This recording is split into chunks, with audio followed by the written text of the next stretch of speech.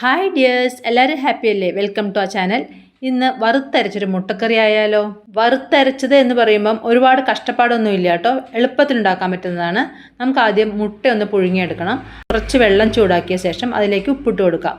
ഇനി അതിലേക്ക് നല്ലപോലെ കഴുകിയ മുട്ടയിട്ട് നമുക്കൊന്ന് പുഴുങ്ങിയെടുക്കാം. അത് അവിടെ ഇരുന്ന് പുഴുങ്ങിക്കോട്ടെ. നമുക്ക് അപ്പോഴേക്കും കുറച്ച് കാര്യങ്ങൾ ചെയ്യാനുണ്ട്. ഒരു ചീനച്ചട്ടി എടുത്ത് അതിലേക്ക് 1.5 ടേബിൾ സ്പൂൺ വെളിച്ചെണ്ണ ഒഴിച്ച ശേഷം ഒരു ചെറിയ പട്ട, 3 ഗ്രാമ്പു, 1/4 ടീസ്പൂൺ പെരിഞ്ജീരകം, 1/4 ടീസ്പൂൺ ജീരകം, 1/4 ടീസ്പൂൺ കുരുമുളകും, പിന്നെ ഒരു 4 ടേബിൾ സ്പൂൺ ചിരവിയ തേങ്ങയും കൂടി ഇട്ട് നല്ലപോലെ റോസ്റ്റ് ചെയ്യണം. കുറച്ച് കറിവേപ്പില കൂടി ഇട്ടാൽ നല്ല മണം കിട്ടും നമ്മുടെ കറിക്ക്. തേങ്ങ നല്ലപോലെ ചുവന്ന് വരണം, കരിയരുത്. ലോ ഫ്ലെയിമിലിട്ട് വേണം തേങ്ങ വഴറ്റാൻ. നല്ല ക്ഷമ വേണ്ട ഒരു പണിയാണ്, കുറച്ച് സമയമെടുക്കും. തീ നല്ലപോലെ കുറച്ച് വെക്കുക, അല്ലെങ്കിൽ ഓഫ് ചെയ്ത ശേഷം 1/4 ടീസ്പൂൺ മഞ്ഞൾപ്പൊടി ഇട്ട് ഒന്ന് വഴറ്റുക. അതിനുശേഷം 4 ടീസ്പൂൺ മല്ലിപ്പൊടി കൂടി ഇട്ട് ഒന്നുകൂടി ചൂടാക്കുക, പച്ചമണം മാറണം. ഇനി അതിലേക്ക് 1.5 ടീസ്പൂൺ മുളക് പൊടിയിട്ട് വീണ്ടും ഒന്ന് വഴറ്റണം. മസാലകളുടെ പച്ചമണം മാറിയാൽ മാത്രമേ നമ്മുടെ കറിക്ക് നല്ല ടേസ്റ്റ് കിട്ടുകയുള്ളൂ. ഈ കൂട്ട് നല്ലപോലെ തണുത്ത ശേഷം നമുക്കൊന്ന് അരച്ചെടുക്കാം. വെള്ളം ചേർക്കാതെ നല്ല ഫൈനായിട്ട് അരച്ചെടുക്കാം. ഞാനിപ്പോൾ ഒരു ബുൾസൈ ഉണ്ടാക്കുന്നുണ്ട്.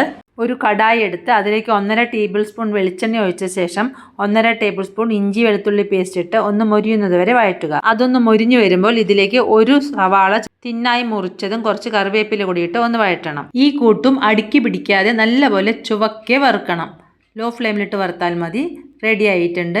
ഇനി ഇതിലേക്ക് കുറച്ച് ചൂടുവെള്ളം ഒഴിക്കാം. നമുക്ക് എത്ര ഗ്രേവി വേണോ അതിനനുസരിച്ചുള്ള ചൂടുവെള്ളം ഒഴിക്കാം. വെള്ളം ഒന്ന് തിളച്ച് വരുമ്പോൾ നമ്മൾ അരച്ച് വെച്ച മസാല കൂട്ടില്ലേ, അതൊന്ന് ഇതിലേക്കിട്ട് കുറച്ച് മഞ്ഞൾപ്പൊടിയും ആവശ്യത്തിന് ഉപ്പിട്ട് ഒന്ന് ഇളക്കുക.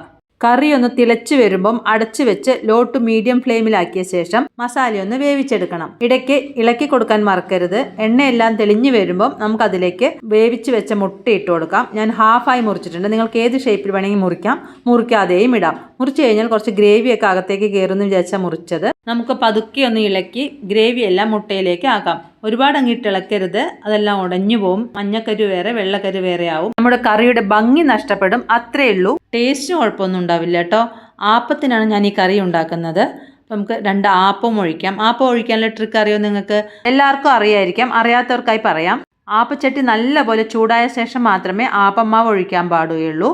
ആപ്പം ഒന്ന് ചുറ്റിച്ച ശേഷം അതിൽ പൊള്ളമൊക്കെ വന്ന് പൊട്ടി തുടങ്ങുമ്പോൾ മാത്രമേ നമുക്ക് മൂടി വയ്ക്കാൻ പാടുള്ളൂ. അതിനുശേഷം ഫ്ലെയിം ഒന്ന് ലോ ആക്കാം. ആപ്പം വെന്ത ശേഷം എടുക്കാം. സർവിംഗ് ബൗളിലേക്ക് മാറ്റിയ മുട്ടക്കറിയുടെ മീതെ നേരത്തെ ഉണ്ടാക്കിയ ബുൾസൈ വെച്ചിട്ടുണ്ട്. ഒരു ഭംഗിക്ക് അത്രയേ ഉള്ളൂ. മുട്ടക്കറിയുടെ ഗ്രേവി എല്ലാം ആവുമ്പം ആ ബുൾസൈക്കും നല്ല ടേസ്റ്റ് ഉണ്ടാവും. നമുക്ക് ആപ്പം മുട്ടക്കറിയും കൂട്ടി ഒന്ന് പിടിക്കാം. അടിപൊളി ടേസ്റ്റാണ്. നിങ്ങളെല്ലാവരും ഒന്ന് ഉണ്ടാക്കി നോക്കണം. അഭിപ്രായം കമൻറ്റായി അറിയിക്കണം. വീഡിയോ ഇഷ്ടപ്പെട്ടെങ്കിൽ ലൈക്ക് ചെയ്യണം കേട്ടോ. ലഞ്ചിനും ഞാൻ സ്പെഷ്യൽ കറിയൊന്നും ഉണ്ടാക്കിയില്ല. ഈ മുട്ടക്കറി വെച്ച് തന്നെയാണ് ലഞ്ചും കഴിച്ചത്. ഒഴിക്കാനുള്ള ഗ്രേവിയുണ്ട്, കൂട്ടിക്കഴിക്കാനായി മുട്ടയുണ്ട്. അടിപൊളി ടേസ്റ്റ് ആയിരുന്നു. വേറെ ഒരു കറിയുടെയും ആവശ്യമില്ല. നിങ്ങളൊന്ന് ഉണ്ടാക്കി നോക്കണം. ഈ റെസിപ്പി ഫ്രണ്ട്സിനും ഫാമിലിക്കും ഒന്ന് ഷെയർ ചെയ്യണം. അടുത്ത വീഡിയോയിൽ കാണാം. താങ്ക്